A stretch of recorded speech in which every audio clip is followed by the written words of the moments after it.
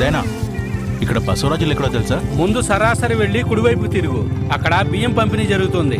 ఇంకొంచెం ముందుకెళ్ళి YSR mineral water plant దాటి ఎడం వైపు తిరుగు, అక్కడ వైఎస్ఆర్ హెల్త్ క్లినిక్, రైతు భరోసా కేంద్రం, గ్రామ సచివాలయం, ఇంగ్లీష్ మీడియం స్కూలు వస్తాయి. అవి దాటి కుడివైపుకి తిరిగితే అక్కడే వాళ్ళ ఇల్లు. హాయ్ రా.